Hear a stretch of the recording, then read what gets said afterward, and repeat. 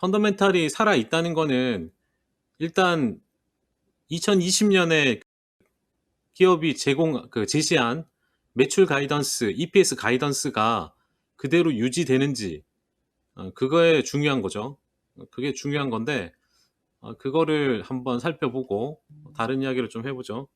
첫 번째는 주가 조정 폭이 좀 적었던 기업, 10% 미만인 기업들 중에서 이 성장 동력 확보가 되어 있는 기업, 그러니까 실적이 줄어들지 않을 거라고 생각하는 기업이죠.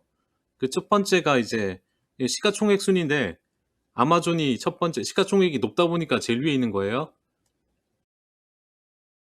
일단 매출도 그대로 유지되는데 변동이 조금 0.2% 정도 증가할 것으로 이렇게 보고 있어요.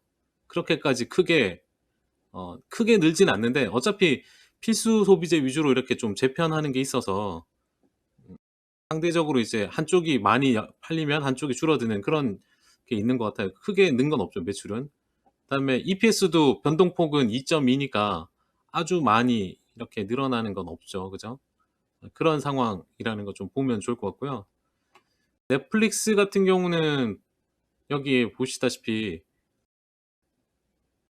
매출 자체는 그렇게 늘지 않는데 EPS가 약간 고화질 걸 봐서 그러나요? EPS가 조금 약간 높게 나온 그 상향을 예상하는 그런 지금 여기 데이터가 나와 있던데, 요런 것들, 그러니까 이런 기업들이 시장이 이제 반등이 나올 때 주도할 수 있는 거죠.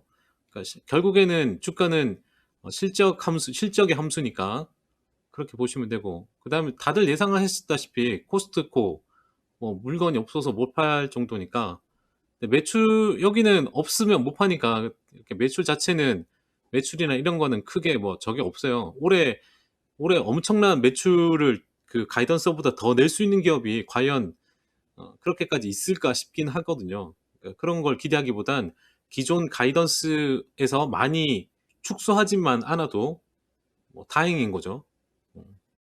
2, 4분기에 뭐 GDP 감소폭을 최대로 예상하는 가운데 있으니까 이 정도 유지만 해도 대견스럽죠. 그다음에 세 번째는 어제 봤던 베러텍스 파마슈티컬스요. 여기는 조금씩 뭐 4.9%, 4.5%. 언제든 인생도 선택이고 주식도 선택이에요.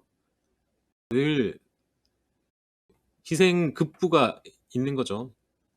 선택에 따른 어떤 그런 게 있으니까 인생은 선택의 연속이고 주식도 선택의 연속입니다. 다 살 수는 없어요.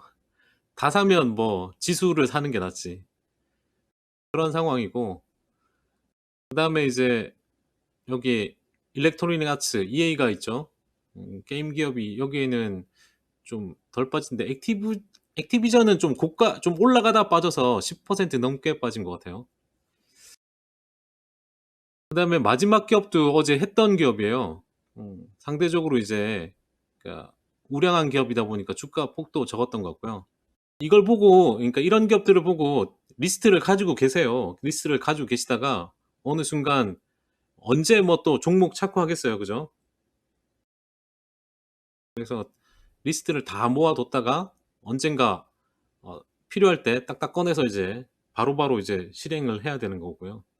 보시면 되고, 두 번째는 주가 조정 폭이 그 20% 미만. 이것도 양호한 편이죠. 주가 조정이 뭐 지수가 30% 넘게 그 조정을 받았는데, 개별 기업이 주가 조정폭 20% 미만일 때, 이런 기업도 없어요, 잘. 그죠? 그래서 그 첫 번째가 이제 마이크로소프트는 매출이 좀 늘어나요. 팀즈 순다이 그 인터뷰한 거 봤는데, 그것도 다시 한번 자세히 좀 보면 좋을 것 같아요. EPS도 그렇고 전혀 이번 사태에 그렇게 나쁘지 않은 그런 기업이라고 보여지고요. 세일스포스닷컴도 거의 변화 없죠. 프록트앤갬블 이런 거는 그냥 사두면 좀 괜찮을 것 같고, 이 기업도 에퀴넋스도 이 기업도 이제 큰 적이 없어요. 그래서 이런 것도 잘 못 살 수도 있을 텐데 이런 쪽도 그렇고. 그다음에 키사이트 제가 말했던 건데 키사이트는 어쨌든 이것도 크게 변동이 없어요. 그래서 이런 쪽 보시면 좋고 주가가 좀 많이 그 시게이트 같은 경우는 좀 빠졌는데 매출이 늘어요. 그래서 이거는 좀 관심권에 놓고 좀 보고 싶은 그런 기업이고요. 그다음에 세 번째는 주가 조정 폭이 20% 이상인 기업들, 엄청나게 많이 빠진 기업이죠. 그중에 대표적인 게 엔비디아. 음, 엔비디아는 정말 그 반도체가 중간에 너무 이제 너무 그 앞에 달렸죠. 시장 빠지기 전에 너무 달려가지고 떨어지는 그 낙폭이 자유낙하라 그러냐? 거의 자유낙하 수준으로 떨어졌는데.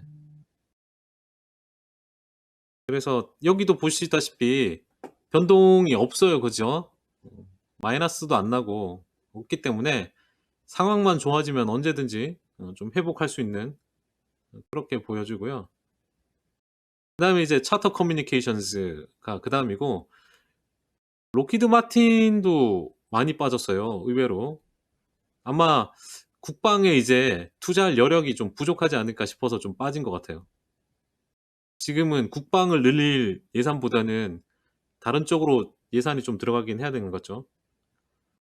아니면 좀 안정적으로 보시면 시장이 이렇게 빠졌을 때 이런 CME 그룹이나 그 시카고 선물 거래소 뭐 이런 쪽이잖아요. 뭐 이런 거 이런 쪽으로 또 괜찮을 것 같아요.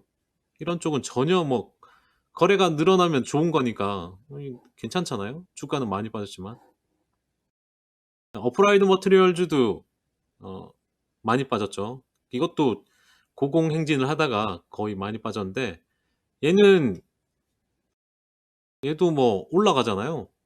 변동폭이. 그래서 큰 적은 없고 리얼티 인컴도 괜찮은 회사긴 하지만 요거는 좀 지켜보긴 해야 될 것 같고. 네, 그렇습니다. 제가 오늘 그러니까 종목은 이런 그냥 소개만 하는 거예요. 여기서 뭐 자세하게 설명할 것도 없고 시장이 상승 탄력을 받고 있는 게 아니기 때문에 그냥 이 중에서 낙폭이 큰 거는 그만큼 이제 어, 안전성은 조금 변동성은 좀 있지만 그래도 폭은 좀 있는 거죠.